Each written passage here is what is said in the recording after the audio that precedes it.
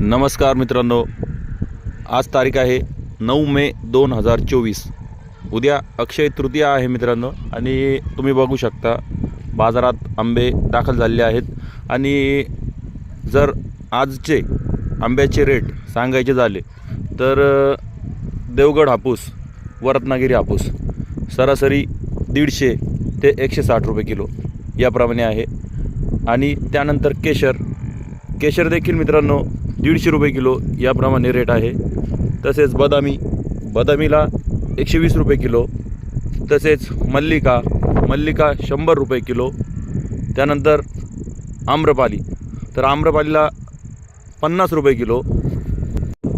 व लालबाग आणि पायरी यांना देखील 90 ते 100 रुपये किलो रेट आहे मित्रांनो.